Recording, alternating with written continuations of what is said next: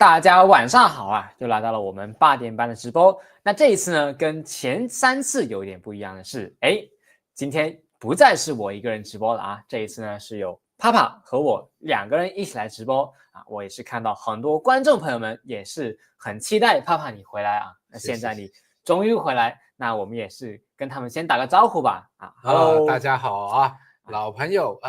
，Rich 前几次的直播做的好不好？告诉我啊！前几次我在埃及有听到啊，不过你们觉得 Rich 一个人做好不好啊？可以告诉我啊。那当然，新朋友也可以打个招呼啊，你在哪里的 ？OK， 有没有埃及的？我刚埃及回来啊。OK， 好，那今天我们准备了什么呢？啊，为什么我们突然间会讲一个直播呢？当然是我们看到一些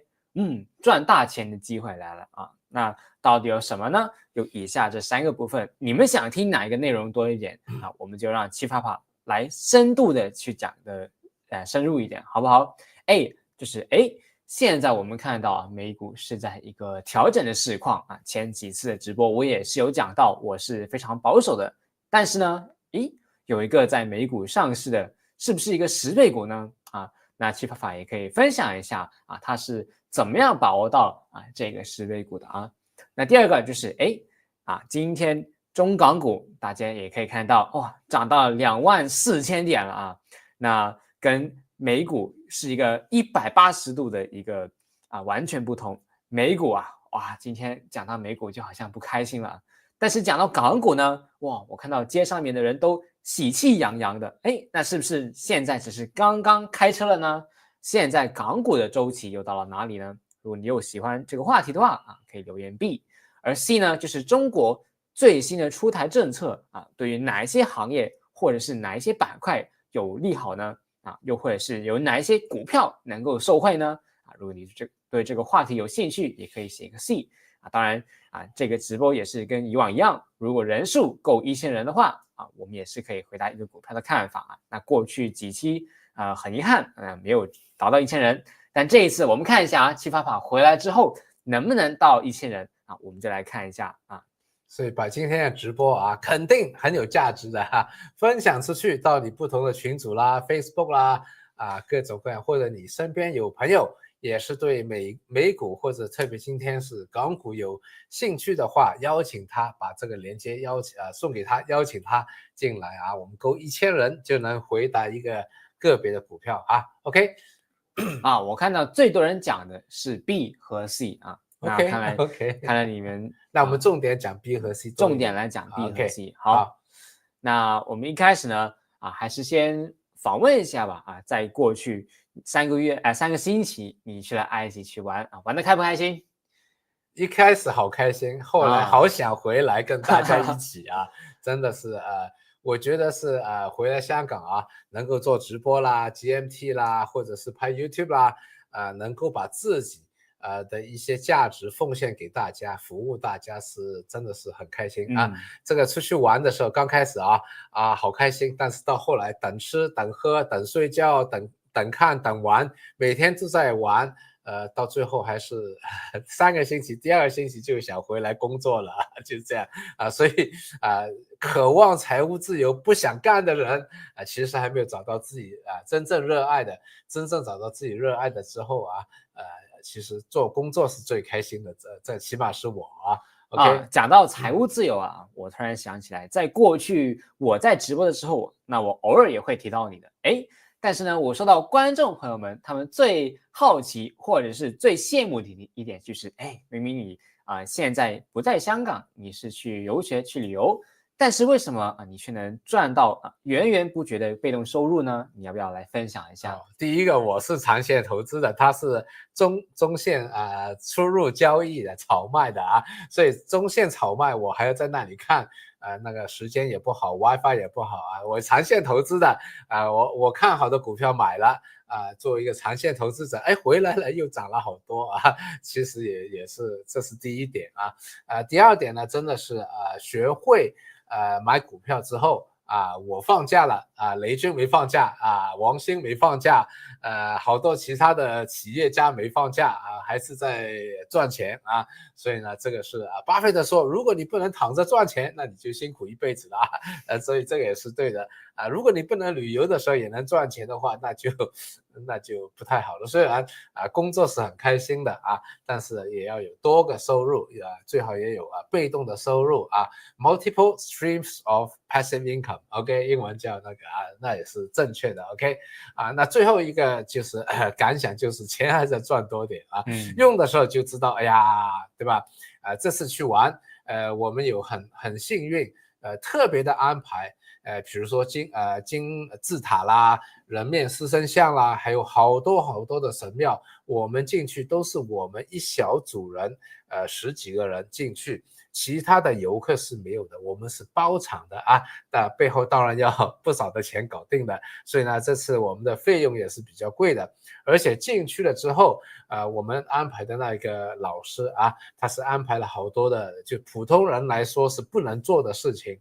比如说疗愈啦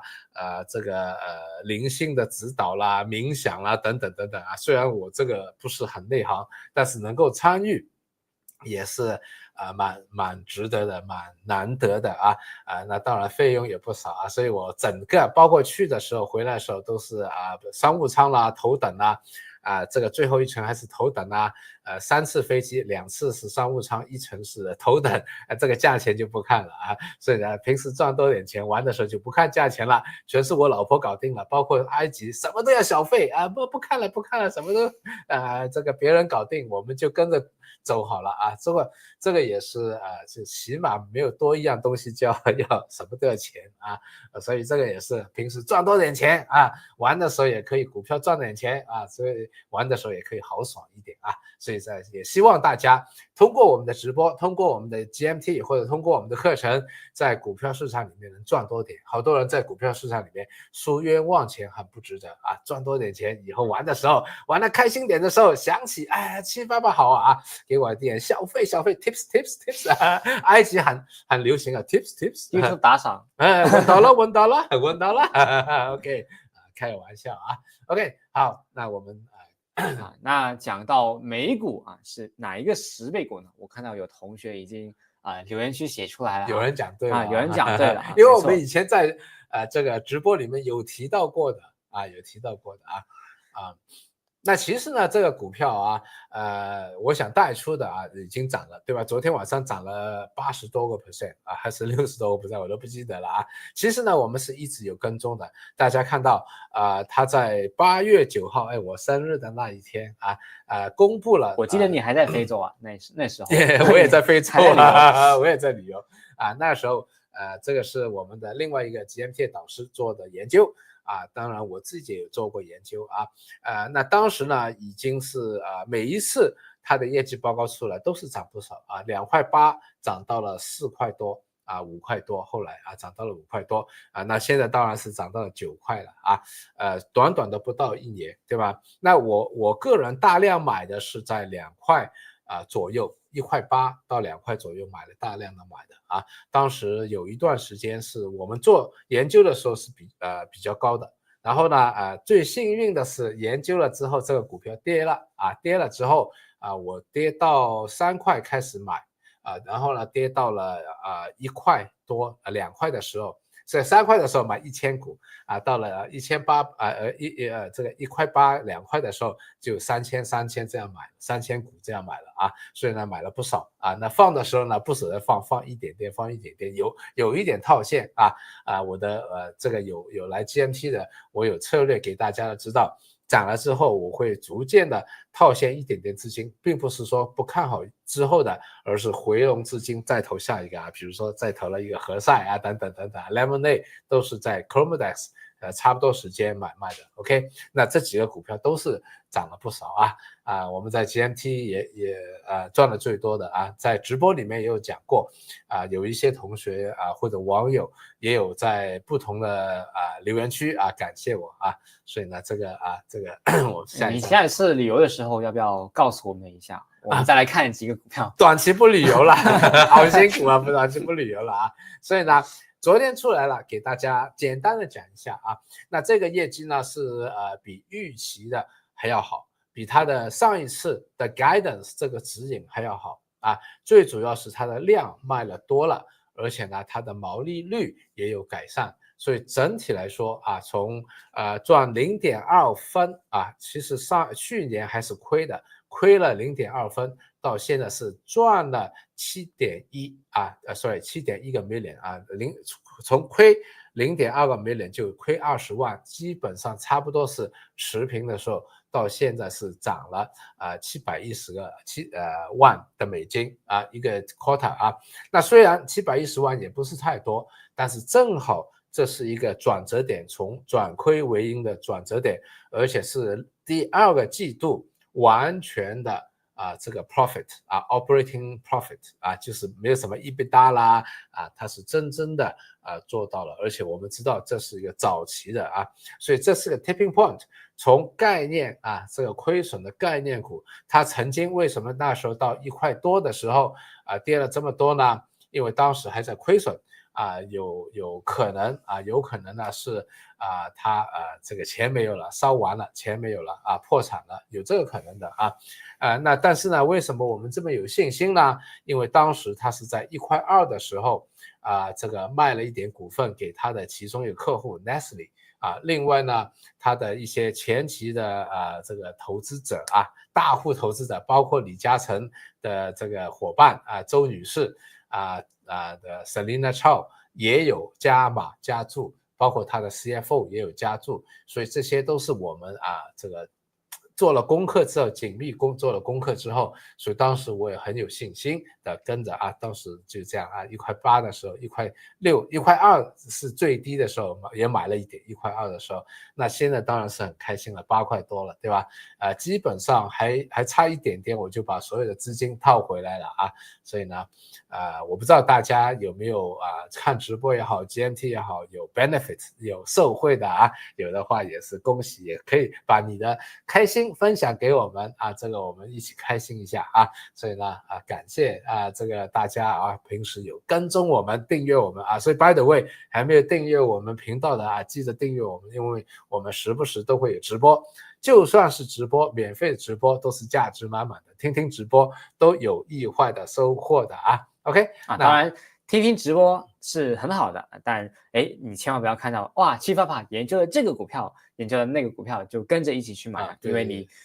买股票的时候，如果你是不会学会开车的话其实会很容易撞车发生意外。那在投资股票的时候，如果你不去先学习，你很容易也会在投资的路上可能会输一些冤枉钱。所以呢如果你想跟着我们一起来学习的话无论是基本分析还是技术分析我们都有一个工具可以帮助你去提升那技术分析、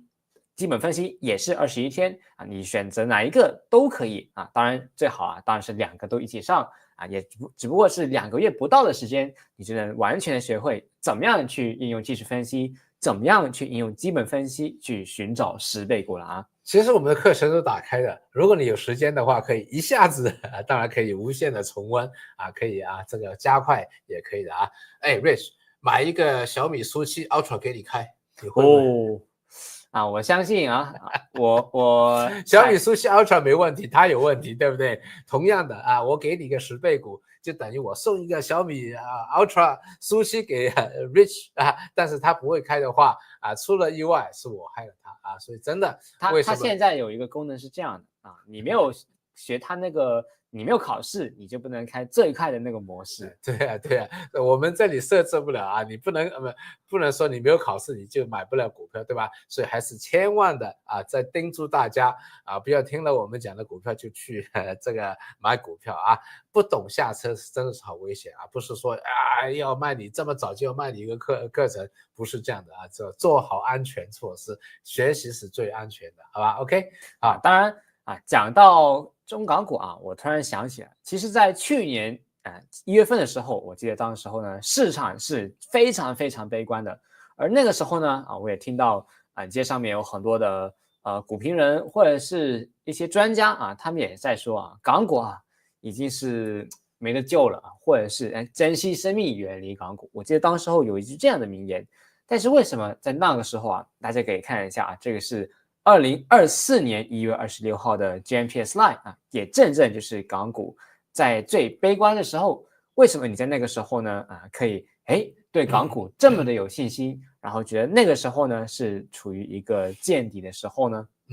这里我额外加插一点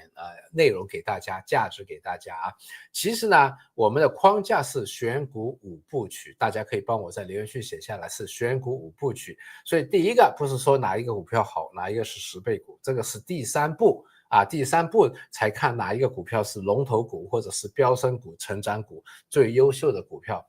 第一步是要这个整个股票周期在哪里比如说美股牛市的时候，对吧 Palantir 就涨了美股现在是调整期的时候 Palantir Tesla 是调整了所以我们第一步并不是要看哪一个股票好，而是看这个周期现在在哪里所以呢，知道了这个之后，第二步一会儿我们会讲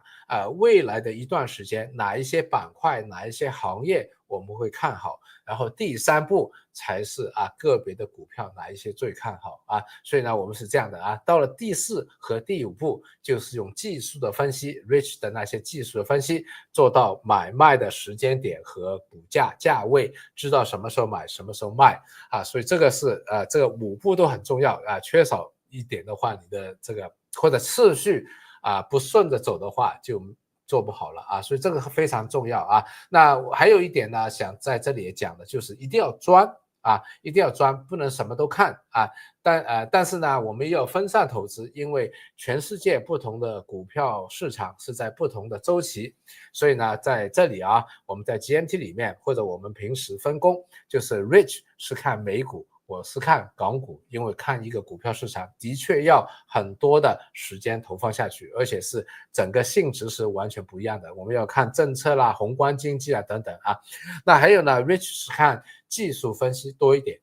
那技术分析我就交给他了，所以平时的专注点他是看技术分析的，那我是看宏观经济，然后是看基本分析的，然后我们一起配合的来做，再加上我们说 FTP第3个除了基本分析和技术分析之外，第3个就是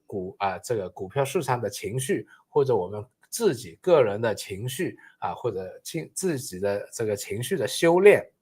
所以3个配合在一起。那其中一个我们这张 slide 是去年1月26号的时候，基本上港股是最悲观的时候，这个林一鸣在香港是很出名的，也是很资深的一个投资家写了好多专栏的，当时是无限期的悲观港股除了他之外，其实好多人都悲观的那我们在那时候呢是准确的看到右面那张 slide 准确的讲到美股当时还在可能是牛3我们也看到2024年的下半年，特别是10月、11月的时候，美股是突然之间涨了好多了，这就牛3的一个征兆当然我们不知道事先不知道什么时候就牛3了如果说知道的话，这是骗你的，对吧？但是我们知道大约牛市还在牛3的那时候那A 股呢，当时呢，我觉得是还是比较贵的所以呢所以这次的反弹 A 股也是跑输的但是港股当时已经是到了最差的熊3的时候了那这个推算出来，我们也是根据市场的情绪、信贷的周期还有经济的周期3个周期一起来算出来的所以我们不是乱说的 OK， 我们是真的下了好多的功夫，做了研究之后分享给我们的 GMT 的同学的那当然分享了之后knowing means nothing， 对吧？知道了没什么，对吧真正赚到钱才是实实在在放到口袋里的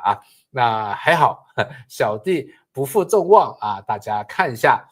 那第一个这2句话也是当时我在那一天的 GMT 里面有讲过的那我就不找当天的 slide如果大家回看的话，在那一段时间里面，我经常就用这2位著名的投资者所讲的，当大家市场是绝对的过度的悲观的时候，其实是投资股票的最好的时机啊。然后呢，在熊市的时候，大家都不开心的，在骂这个骂那个的时候，其实是赚钱最好的，对吧？我们现在赚了好多钱，不是现在赚了好多钱，是因为当时买入了赚了好多钱。大家要搞清楚这个概念啊！我在埃及什么都没做哎呦赚了这么多钱了啊！因为我在最悲观的市场的时候做了功课啊，做了功课之后再买啊。Rich 最近的 GMT 里面有一句话我觉得很欣赏的啊，买卖应该是很轻松的，买卖不应该有问题的，对吧？啊，不轻松的地方是在事先做功课、做研究啊，还有学习啊，所以呢，事先做好了这些功课之后，当时的买卖就是很简单了，这么便宜的啊，所以当时说啊，港股是投资者的天堂啊，不是 GMT 同学我都不敢说了，人家会骂我的扔石头的。在 GMT 的课程里面，大家可以做见证，对吧？来到 GMT， 好多人进来的时候，心里哎呀心事重重啊，这个忧心这个很忧虑。听完 GMT 了啊，放心了，出去再买一点股票了，对吧？每次进来，哎呀，好担心了，出去的时候，哎呀，又放心了啊。所以呢，这个时候当时啊，我有讲过这两个啊。那我们来看一下。当时我还有计算的啊，不光是讲讲心理，还有计算的。当时呢，很多的啊悲哀的可悲的新闻啊，但是我说啊，所有这些新闻所说的所谓的风险啊，都有一个代价吗？对不对？都有一个风险的溢价啊，高风险应该要高回报，而我计算出来，大家看看准不准啊？计算出来美股应该要调整了 ，OK， 当然了，美股因为在牛山，它还会 overshoot 啊涨上去，所以到了年底的时候啊，去年的美股是很好的那 Rich 也是做对了功课，在8月开始到年底12月啊，好好的把握了美股那一个声浪啊，也带了好多的 GMT 同学把握了好多的 Palantir 啦、Tesla 啦，好多的这些股票。OK， 那到了年底的时候，他就开始叫大家小心美股了啊！今年到现在为止都是在一个负的调整 ，OK。而我当时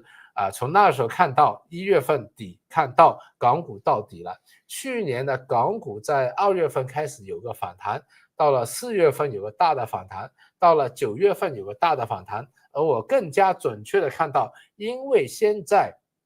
这个中港股票涨的是2个原因，第一个是太便宜了，之前跌了太多了，太便宜了。第二个是一会儿我们会讲到政策出来了，是在憧憬政策，对吧？所以呢，憧憬政策，但是还没有落地如果业绩报告出来的话，未必能看到这些真正落地的好处出来。所以一般来说，政策炒完之后又会停3到4个月。然后又下一次的政策又出来讲了，又涨一波，又会调整3到4个月这是我们去年不断的看到的。所以去年GMT 同学记不记得？我就告诉大家写好你的 calendar， 写好你的 calendar 里面月历里面写好，明年的3月份中国开两会的时候，就是港股在涨的时候。OK 当然了 ，ChatGPT DeepSeek 出来也是我们事先估到的，中间加了一波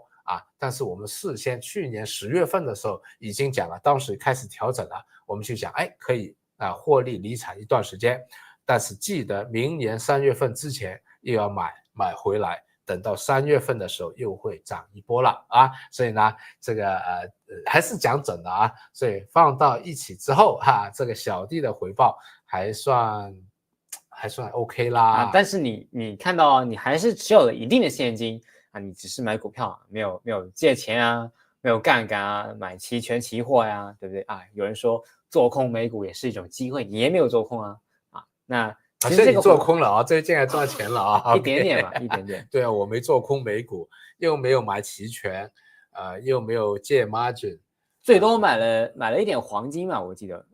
我买了不少黄金，对 ETF 是黄金然后还有一点 REIT， 还有那个基金是money market， 就是拿了现金之后，富途帮我去赚3% 的回报，3% 一年一年3% 的这个回报也算不错的这个放在 money market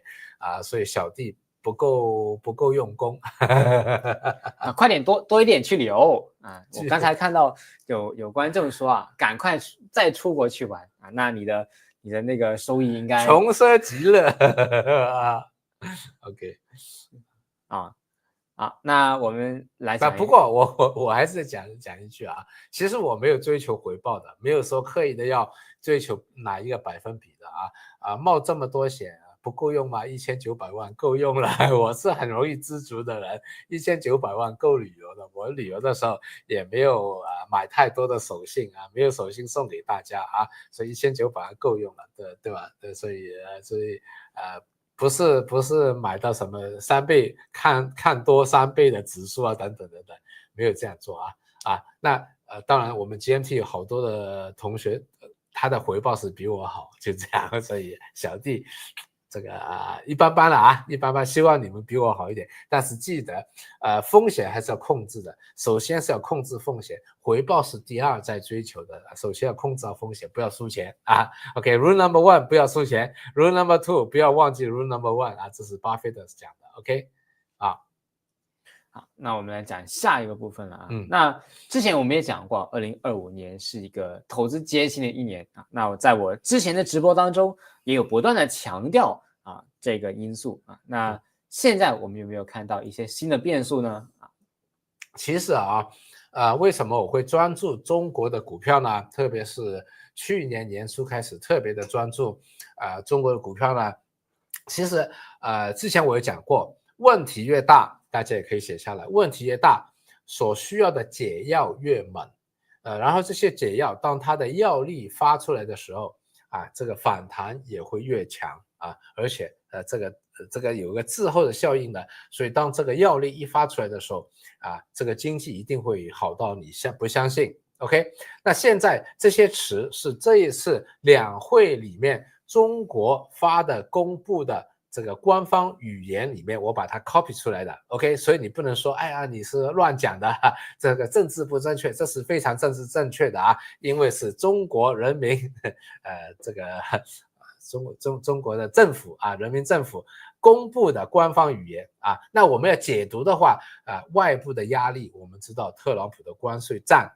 还有科技战还有各方面他们现在是完全的专注的要来搞中国这个乌克兰都不要搞了，要搞中国我们要明白这个客观的事实，所以这个是外部的压力很大，内部的困难内房的楼价跌了3到4年 OK 内部，所以楼价一不好，人家消费的信心就没有了，股票市场不好，消费的信心也没有了然后呢现在因为这个通胀没有所以经济卷经济，所以这个经济是比较这个增长也是比较缓慢的，所以这个叫内部的困难增多但不讲明，但是788给你讲明这个是复杂严峻的情况一个况字不见了情况或者形势 OK 所以在这里面这个从中国从去年的1月份开始，政策就是在支持整个股票市场或者整个经济，一开始的药力还不是太强，到了8月9月的时候开始强了然后当时说的他当时的那些部门是制定方向和政策的部门，那实际的落地的人家说哎呀好像看不到第一个要时间对吧？第二个真正来看实际落实的是在两会的时候要回报了两会的时候回报过去6个月这些政策我们执行了怎么样，还有没有需要有进一步的落实的政策出台所以这两会的重要点就在这里 OK 大家明白9月份的时候是制定那个方向和政策的一个大的框架，现在呢是落地实际的这个政策的落地的那个条款，而且是不光是条款，还要回报到底执行了怎么样，还需不需要加多点这个力度所以呢这次这个报告里面也讲到要更加的积极的抓时间的，不要等到太晚，要抓时间，宁愿要早一点的出台这些政策所以呢今天是第2天一共有1个星期的两会所以这个股票市场还会炒作，起码有好几天的炒作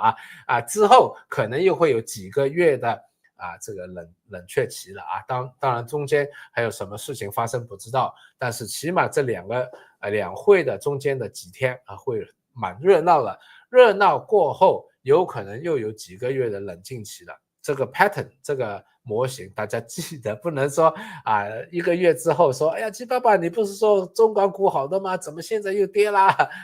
因为它是有个 reason 的，股票不会天天涨的，也不会天天跌的大家记得，你不懂的话真的要学习。OK， 好了，那所以呢，今天是第2天，2天的他公布的文章真的不容易看。第一个信息量很多信息量，大家可以去看嘛，这个公开的资料我相信大多数的人，大家可以讲一下你有没有看过，看了之后看不看得懂，有没有总结出来什么我个人觉得是也是花了点时间去看的第一个很花时间看，第二个大多数人是看不懂。OK， 那所以七爸爸就为了大家看了研究了之后总结了以下的几点，好吧？希望这个对大家有价值。有没有价值？没有精神，没有时间看，对吧？所以来听七爸爸讲了那第一个，我们用一个框架梳理的框架来说，一个政策分2个大类型。OK， 其实3个，第3个是监管啦，或者是具体的一些政策比如说鼓励民营企业，鼓励 AI 的发展，这是叫具体的政策。那大的框架，传统的框架呢有2个，一个叫财政政策 fiscal policy， 一个叫货币政策monetary policy。OK， 财政政策是国务院，或者美国是财政部中国是国务院，是政府的税收啦、开支啦、财政赤字啦它的花费啦等等这个叫财政政策。OK， 那另外一个货币政策呢，美国是 Fed 联准会或者是美联储，中国是中国人民银行下面的不同的部门。OK， 管的是什么货币的供应、利息多不多银行能贷多少款它的这个这个降准就是存款准备金率这些的制度所以呢它是通过调节这些降准降息，控制多少钱供应给这个市场。OK， 那当然第3个就具体了，比如说给你一点政策来买房子，给你一点政策来办科技企业等等等等，这个具体的政策。那现在是中央和地方，而且中央统筹整个地方，因为中国比较大2021年的时候比较乱这里搞一搞整顿一下，那里搞一搞整顿一下，上面政策和下面政策不是一致的。那现在是中央带头中央和地方的政策这通过不同的调节之后，组合拳有财政的政策，有货币的政策，还有具体的这个行业的政策来支持。OK， 那我们来看一下财政政策，搞懂了这点之后财政政策最重要的几点就是增加它的赤字。怎么又增加它的赤字就是花多点钱政府来花多点钱。那钱从哪里来？如果是税收的话是不利经济的，对吧？它不是靠税收来的，而是靠借偿债这里还是超长期特别国债，就是另外的发债，从债券市场里面不用靠税收发债那你说发债不用债主吗？所以要货币政策的配合。货币政策的配合的时候，增加了货币的供应，使到政府有这些超长期的特别的国债，就是政府有钱了这个可以支持好多的行业了。OK， 所以呢，他今天今年他预计的赤字是4% 的 GDP， 这是非常大的一般来说到现在从来没有这么高的，所以他这一次是用赤字来振兴经济这个我们在美国经常看到，对吧？但是中国政府要靠赤字来振兴经济，这是当然了这个以后再还啊，但是现在起码可以把经济搞活啊，那当然股票市场、楼市都会搞活啊。那好了，它要稳增长，所以 GDP 的增长啊，中国的经济作为一个基数越来越庞大，对吧？以前是7%增长，6%增长，现在要保住5%的增长啊，不容易。美国的经济的增长2%左右啊，因为当然美国的经济是更大，对吧？中国是全世界第2大的经济体系，有5%的增长是非常不错的啊，所以这个是要稳住5%增长。那做点什么呢？具体做点什么呢？啊，第一个要搞基建啊，08年的时候搞基建是建铁路。建公路现在不需要了啊，这个全建好了，对吧？现在基建是通讯的、AI 的，比如说数据中心，比如说这个6G 啊，现在要6G 了，或者是一些宽带等等等等啊，所以这个是一个基建啊，这个信息的基建。另外呢，就是内需啊，补贴家电换新啦，补贴这个新能源车换新啦，手机更新啦等等啊，使到包括旅游业的这个发展，使到中国不用靠出口到美国啊，因为现在出口到美国难了嘛啊，它需要的是内需搞上去，还有内部的投资搞上去，使到它的 GDP 能够达到5%。OK， 所以既然 GDP 出口不行了，一定要搞内需和基建，所以我们投资的时候方向就明确了，对吧？我们就是要看内需的板块、基建的板块啊，出口的那些就暂时不看了啊，放一放了啊，不就搞定了，是不是啊？我们就焦点就明确了啊，跟美国有关的要出口的缓一缓，不要放那里啊，就聚焦在这里啊。当然了，还有其他的板块的啊。那我们再看一个，刚才讲过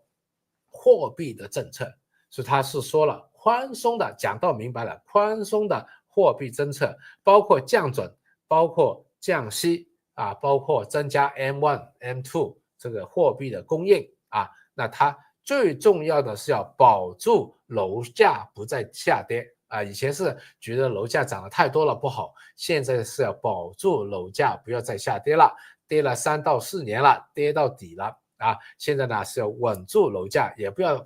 涨得太快，但是起码要稳住，不再下跌。这个时候很多的内房股就松绑了啊，这个有曙光了，对吧？而且呢，老百姓的楼没有跌了，他们消费的这一个信心就回来了，出去消费了就有利。刚才有讲的内需了啊，所以这里是环环相扣的啊，叫内循环，环环相扣的啊。那现在呢，不光是股市楼市，股票市场啊，中国政府也明显的说好要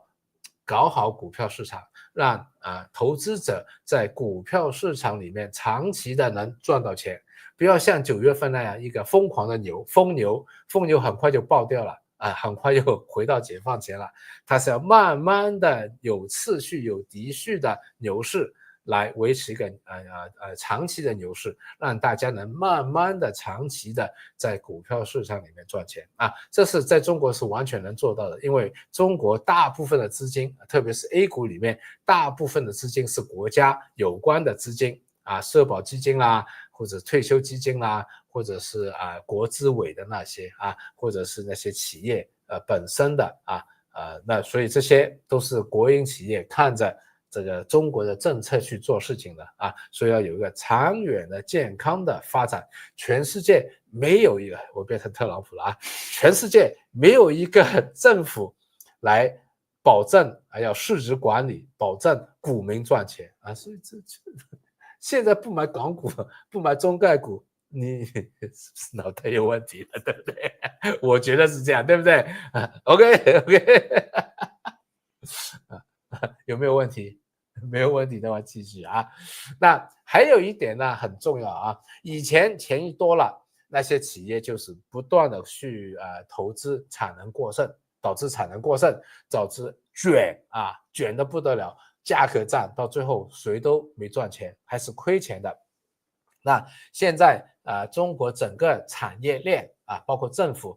不容许内耗，因为他要面对一个外部的敌人嘛，对不对？如果中国企业赚不到钱那中国企业就没有资本去打一个长久的持续的这个经济的一个投放，所以呢，他要这个中国政府牵头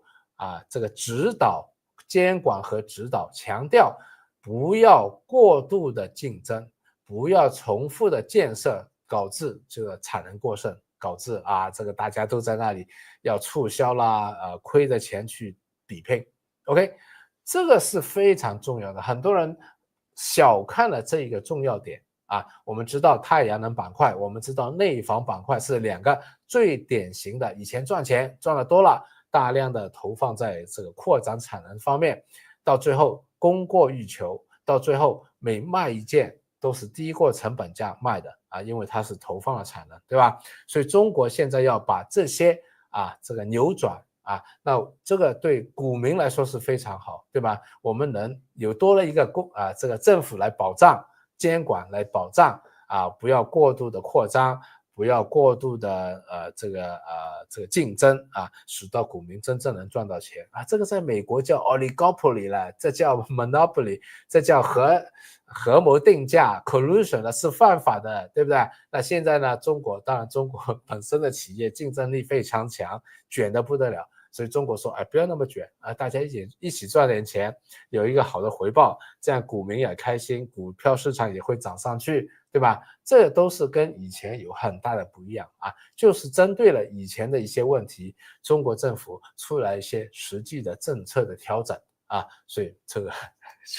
全世界没有一个市场这么好的这个你说对不对了，对不对？台湾有没有政府说不能竞争了，大家一起来赚美国人的钱了，不要竞争了？没有的了，对不对？台湾现在都要去 Arizona 开厂了，也来跟台湾自己竞争了所以呢，我觉得这个现实一点，就是哪里有钱去哪里赚，就这样 OK。 所以好多的板块都会利好，刚才也说过这些都是具体的在这个人大的会议报告里面有提到的，不是我讲出来，是他们里面有提到的 OK。 那一会儿这个 Rich 问我最看好哪一个公司，我到最后讲我最看好哪一个公司，为什么我会看好不过呢，我觉得选股5部曲，第一步是牛熊周期股票市场港股现在我觉得是这个去年的1月份是一个熊三后来的4月份是个牛一 OK， 现在是个牛二的第3波就是牛二会有上下的，对吧？现在这次牛二的第一波是5月份，牛二的第2波是9月份，现在是牛二的第4波第3波是DeepSeek 出来，现在是牛二的第4波当然中间这个有一些上下的第4波这个小的波浪有好多波的所以我觉得还是一个牛市的早期，就这样 OK。 那有了这个第2个步之后，第3步就是我们看具体的个别的股票了个别股票当然在 GMT 里面我们会很深度的研究了之后还要很深度的讲给你听，因为我们不鼓励你听了一个号码就去买，我们一定要你知道自己看到为什么要买，你们自己做判断所以呢我们做的大量的工作才跟大家讲一些具体的股票一会儿我会讲一个股票是现在闭上眼睛都知道还可以的一个股票，就是风险比较小的一个股票，但是真正好的涨得多的涨可能像 Chromadex 一样一涨就涨 60%、70%， 或者和晒一涨就涨3-4倍的这些股票，我们需要大量的研究工作，而且你要知道大量的工作不是说听了一个号码就去买的，好吧 OK。 所以这个是重要点你有没有补充？那您讲了这么多，你有没有哪一些特别看好的或者是你觉得我们为什么你会去研究它的那些倍升股票，你要不要分享一下？我一会儿会讲一个，是不是那一个不知道你讲哪一个了我就要到1000人了，要到1000人，好几个。到1000人的话，我会分享回答你们最有兴趣的一个股票OK 好，那我们来看一下过去如果你没有参加 GMP 的话啊，too bad。我记得了，这一个就是11月20号的直播的时候，我叫大家进来，因为我做了研究，有好几个10倍股，我会更新一下10倍股啊，11月20号，对吧？结果进来的人就恭喜大家了，没进来的人好可惜啊。当时我就说快点进来了，记不记得11月20号的直播时候叫大家进来啊？我记得大家敲锣打鼓啊，这人生中很难得的一次，你这是我做的啊 ，Rich 做的还是另外一套啊。有点像你2003年那个时候的2003年叫人买了，对，我就这样，当时就这样说的。我说好难得的机会，2003年的时候，对吧？好难得一生一辈子一次的机会啊，所以当时11月的时候说一辈子又有一个很大的机会来了啊。那当然Rich 那些什么 Palantir 啦，也赚了1-2倍的也不少，不是我这些，这是我研究的 ，OK？ 那其中小米当然what can I say， 对吧？小米我是8块钱的时候看好的，14块的时候一看它的车子一推出来，我就说小米搞定了，顶了啊，大量的买了而且我也解释给大家看到小米已经走到哪个年代了啊？被吹捧，我们这里给大家一点 background information 啊，被吹捧的时候是涨得最快的，10倍股有3个阶段啊，这个涨得最快的，所以当时11月28块，对吧？到现在短短的4个月，54啊，今天好像是短短的3个月，没到4个月，4个月没到4个月，涨了1倍 ，OK 当然了 ，Rich 当时的技术分析也看到什么突破的枢纽点突破了，我也记得他讲过30块的时候告诉大家在20块的时候18、19的时候说过也好几次说过好几次了那当然富途当时说当时是84，现在是120几，也不错，46% 也好像也最差的那一个当时我最看好的是药明生物，我说这个美国的生物法案基本上搞不定了，对吧？结果涨了63% OK， 还有何塞，当然何塞没想到，但是没想到什么？这个星期之后。不到1个星期就 double 了，就涨到翻了1倍了那现在是翻了345% 了，是不是好可惜如果你没进来买到的话，好可惜对吧 ？OK 所以还是那一句话，如果你去年听了我的 GMP，然后把握到了美股的机会，然后在去年年底的时候听了788的 GMT 然后呢又把握到港股的机会，哇，那我相信你的成绩应该是会比788还要好的或者是肯定的，或者是肯定会有一个很好的回报，肯定比我好，因为什么？第一个我是长线投资，对吧？其实我的眼光是看得蛮准的，刚才也讲过，高的时候卖掉，然后有3到4个月的调整这个时候慢慢买回来，但是我只有 5% 是中线的低买高估的。90%我比较懒嘛，这个95%是长线的，而且有10%的这个现金作为一个储备的。第二个，我只买港股，除了 Comodex 和 Lemon 那2只美股之外如果GMT 同学跟他买完美股，跟我买港股，跟我买完港股再去买美股，跟他买完美股再买港股，你肯定比我赚得多啦，是不是当然，其实你赚多与少这个是其次更加重要的是你如果没有了解到这些投资机会的话，其实有一个东西叫做机会成本。那如果你错失了这些机会的话，你损失多少？还有9个人到1000人了，多少成本呢？还有9个人到1000人了，可以回答大家一个股票了OK，先不要说，好多人已经在说不同的股票了先不要说，到了1000人之后再到了最后问的时候再说，要不然我们统计不了，好吧 ？OK， 那所以还是邀请大家进来 GMT， 因为不进来 GMT 是你不知道错过了多少东西了，对吧？我们有时候好像是马后炮了，其实我们每个星期5都有深度研究给大家，还有好多的公司我们没有1000人了OK 现在可以讲了现在写了你要看哪一个股票从 Jeremy 1000人之后可以写 OK。 但是刚才我记得你有说过有一个股票好像那个还是有点机会的，对吧？你刚才不是这么说？对，我先说了。那除了那个股票之外，我们可以再讲一个，好不好？好，不过好像也没人问那个股票，不如你来讲吧。那个股票是什么？那这个股票啊，就是我刚才在想，那两会这么多的行业板块，哇，这么多的行业板块很乱，对不对？有没有一只股票是最具代表性的啊，最看好的，而且它下跌的风险是相对最小的？他也有去参加那个？有啊，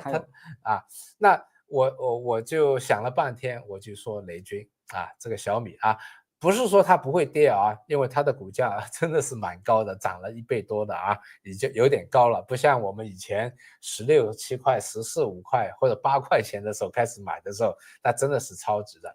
再涨下去，他成为中国首富了。已经接近了，曾经做过1小时的中国首富啊。那为什么这个雷军啊，我觉得是这个两会的一个他做首富，我觉得中国政府愿意捧一个人出来做首富，为什么呢？因为有几个点啊。第一个，我们刚才讲到国家要创新，科技创新，小米是个科技公司，对吧？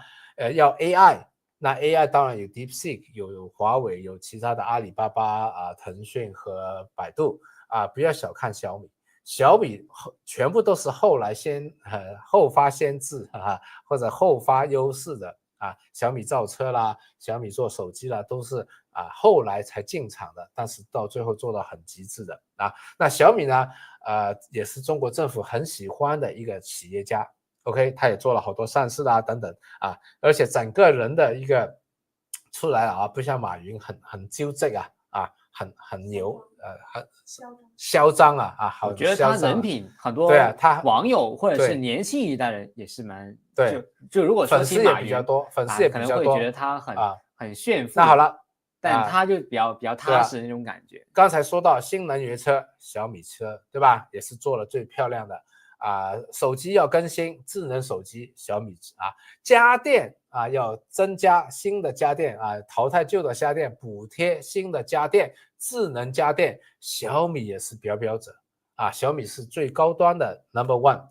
如果是把什么格力这些比较普通的算在一起，它可能是第2、第3，但是它如果高端的话也是 No.1。 OK， 所以雷军这个人英文叫 poster boy 是个国家要标榜出来的一个榜样所以我不知道雷军跟雷锋有没有关系以前是雷锋中国的 poster boy 现在我觉得是雷军所以呢，刚才不同的企业板块它都有这个参与所以我觉得再要塑造一个个人的成功的企业家出来，对吧？你想想看，卖矿泉水卖到中国首富，这个形象不好对不对如果是什么这个投靠日本和美国的那个人做到中国首富，这个形象不好是不是那任正非没有上市这也查不到，但是如果雷军真正的做到首富，我觉得这也会鼓励更多的人去走雷军那条路去创新而且他还有智能的制造业，刚才有讲到制造业他新的现在雷军很 proud 很自豪说叫我雷厂长他现在的工厂都是智能的制造不需要人的他的小米汽车每7秒钟有一台汽车出来，他的手机现在都是不用开灯的，就在那里自动的做的所以这个我觉得雷军是其中一个就是相对不一定是因为它涨了不少了，不一定是像下一个何塞这种一涨又涨4、5倍的这种因为它已经涨了，但是我觉得相对来说它要失败的比例和继续涨的这个可能性这个盈亏比risk and reward Rich 经常说的 risk and reward 来说相对来说安全点所以这个不排除雷军很快晶片芯片这么核心的一个他已经有涉足了不排除以后也会 all in 到芯片如果中国要发展芯片的话再下一个啊，给雷军一点好处，一点这个鼓励啊，也会啊，所以我觉得小米是中国高科技企业的其中一个表表者啊，当然华为是另外一个了啊，友商华为啊。OK， 好，我看看啊，哪一个公司是哦，还有小米最新的啊，我们今天买了一个小米的 Ultra， 我们今天买了一个小米的 Ultra。15不过是手机的 Ultra，OK，啊，那香港还没得卖啊，如果香港有得卖的话，我就去买一个 Ultra 啊，苏七 Ultra。我记得我转发给你的时候，你说我不需要这辆车啊，对啊，但你为什么现在转了？你不是要支持一下雷总嘛？支持一下雷总嘛？啊 ，OK， 哎，但你看一下啊，你这里你之前买的股票啊，你可以买好几辆小米苏七 Ultra 了呀。对对对啊，其实这里也有一点啊，我放在那里，上面那个是我汇丰的啊，不买卖的，买了之后起码放了4、5年的，是第一波啊，2020年的时候买的小米。那下面那一波呢是后来有点炒卖的啊，所以有一些套现获利离场的，所以到现在反而是有获利离场的赚少了上面的那个汇丰的那个不动的盈利也有270万，所以真的够要买几辆小米苏七来开一下了，支持一下雷军。OK， 好，看看大家的那个想看哪一个公司对，刚才 Rich 说了我不光要买小米苏七 Ultra， 还要去杭州，好像在杭州报名他说那个要考完那个赛道的赛车的那个驾驶技术，才能解锁它的最强的性能真香。还说香港你不需要那么快的车，哎，那我在杭州开珠海有一个赛车圈，你可以去一下到时候我搞一个中港牌，自动驾驶一按就走了，自己去了。OK， 好，看看大家具体最后是什么by the way 如果你要买10倍股的话你还没有看这个课程，或者已经看过再看一次，因为很多的人犯的错误就是买到了一个好的10倍股，结果涨了几个 percent， 10几个 percent，20几个 percent 就走掉了，没有赚到几倍所以呢，这第一堂我们22天的课程，第一天送给大家，之后的21天付费来学所以第一天是免费的，你会学到10个散户经常犯的出冤枉钱的那个错误免费都不要，你真的傻了，是不是你也不知道错过什么了 OK 所以呢，我们的连接放在留言区了大家之后有时间去看一下 OK。那当然有兴趣21天的课程或者是 GMT 的话，都可以来报名好，我们看一下，哇，这么一个人写这么多次 Tesla， 以为我不知道看看哪一个最多？金山软件、富途、Lemonade、美图。哇，好多 Tesla 洗版，就是一个人你不要以为我不知道，就是一个人这个人也有几个 Tesla， 就是那个Tesla。金山软件好像比较多，京东、腾讯，好吧，那我说一下京东了好像刚刚出了业绩。对，金山软件这个我不熟所以我讲是不负责任 OK 我不熟就不熟 OK。 那京东呢，我觉得我是看好的，但是有更好的 OK。 那我看好京东呢，就是它第一个就是那个现在国家补贴要内需包括要这个换手机换家电，京东是在这个电子商品方面的零售或者电子商务是比较领先的在普遍的消费者的心智里面，普通的衣服什么就去淘宝天猫如果是卫生纸这种低廉价的东西就去拼多多，如果到了什么手机电视这些去京东所以呢京东当然也会有人在其他的品牌里面去买或平台去买，但我觉得相对来说京东这个也是受益的，作为一个销售渠道受益的一个啊，第一个。第二个呢也是一样，在中国呢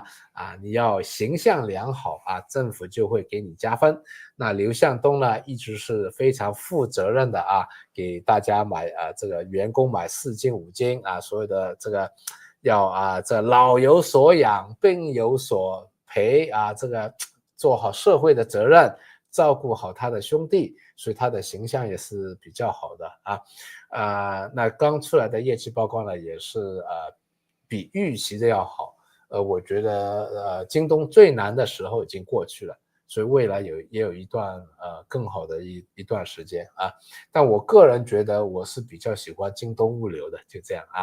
那具体的就我们在 GMT 讲了每次我讲到京东和京东物流做个比较的话，我还是喜欢京东物流多一点因为更加的分散。京东物流不光是京东本身的销售，京东物流现在有 70% 是其他的销售，而它的成长是更快，而且是刚刚去年才开始盈利，所以它的盈利的增长百分比也是更高也不贵股价也不贵相对顺丰或者极兔这些也不算很贵所以我个人觉得京东物流今天好像15块左右我个人是，但是还是那一点，不是叫你们去买千万不要听了一个号码去买进来 GMT 看看我们具体的分析，明天晚上我就会分析京东的业绩报告和这个京东物流的业绩报告你们听了之后自己做判断，好吧？那希望在 GMT 见到大家希望今天的京东和讲了2只了京东和京东物流希望对大家有点参考价值不是买卖建议 OK。 那今天时间刚刚好1个小时感谢大家的参与今天看来你在的时候就不是你有700个，我才加了300个，加在一起1000人了，所以下次 Rich 做就700个咯好那感谢大家，我们 GMT 见或者其他的下一次的那个直播见把今天的这个直播分享出去这么有没有价值？有价值的分享出去或者点个赞订阅我们的频道，我们下次再见，拜拜。